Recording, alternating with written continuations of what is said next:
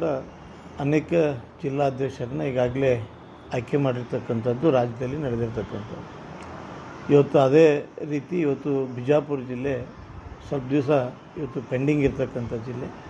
ಇವತ್ತು ಈ ಜಿಲ್ಲೆಯಲ್ಲಿ ಕೂಡ ನಮ್ಮ 17 ಕೋರ್ ಕಮಿಟಿ ಸದಸ್ಯರ ಜೊತೆ ನಾನು ಈಗಾಗಲೇ ಮಾತನಾಡಿ, ಕೆಲವ್ರ ಜೊತೆ ಫೋನ್ ಮುಖಾಂತರ ಮಾತನಾಡಿದ್ದೀನಿ. ಕೆಲವೊಂದು ಅನೇಕ ವೈಯಕ್ತಿಕ ಕಾರಣದಿಂದ ಒಂದು 3-4 ಜನ ಬಂದಿರಲಿಲ್ಲ. ಆದರೂ ಕೂಡ ನಾವೆಲ್ಲರೂ ಕೂಡ ಒಮ್ಮತದ ಒಂದು ನಿರ್ಣಯವನ್ನು ಮಾಡಿ ಇವತ್ತು 8 ಅಭ್ಯರ್ಥಿಗಳನ್ನು ಜಿಲ್ಲಾ ಅಧ್ಯಕ್ಷರು ಆಗಬೇಕನ್ನುವಂಥದ್ದು ಅಪ್ಲಿಕೇಶನನ್ನು ಕೊಟ್ಟಿದ್ದಾರೆ. ಅದನ್ನು ರಾಜ್ಯಕ್ಕೆ ಕಳಿಸ್ತಕ್ಕಂಥ ಕೆಲಸವನ್ನು ನಮ್ಮ ಜಿಲ್ಲಾ ಅಧ್ಯಕ್ಷರು, ಹಿಂದಿನ ಅಧ್ಯಕ್ಷರು, ನಮ್ಮ ಪ್ರಧಾನ ಕಾರ್ಯದರ್ಶಿಗಳು ಎಲ್ಲರೂ ಒಟ್ಟಾಗಿ ಕೂತ್ಕೊಂಡು ಭಾಳ ಸಮನ್ವಯದಿಂದ ಇವತ್ತು ಮತ್ತೆ ಭಾರತೀಯ ಜನತಾ ಪಾರ್ಟಿ ಬಿಜಾಪುರನ ಜಿಲ್ಲಾ ಅಧ್ಯಕ್ಷರನ್ನು ಆಯ್ಕೆ ಮಾಡಬೇಕನ್ನುವಂಥದ್ದು ಎಲ್ಲರ ತೀರ್ಮಾನ ಆಗಿದೆ. ಅದರ ಪ್ರಕಾರ 8 ಏನು ನಮ್ಮ ಆಕಾಂಕ್ಷಿಗಳಿದ್ದಾರೆ ಅವ್ರನ್ನ ರಾಜ್ಯಕ್ಕೆ ಕಳಿಸಿ ಮುಂದಿನ ದಿವಸದಲ್ಲಿ ಒಬ್ಬ ಜಿಲ್ಲಾಧ್ಯಕ್ಷರನ್ನ ಮಾಡ್ತಕ್ಕಂಥ ಪ್ರಕ್ರಿಯೆಯನ್ನು ನಮ್ಮ ಕೇಂದ್ರ ಮತ್ತು ರಾಜ್ಯದ ಸಮಿತಿ ಅದನ್ನು ಮಾಡಿ ಮುಗಿಸ್ತಕ್ಕಂಥದ್ದು.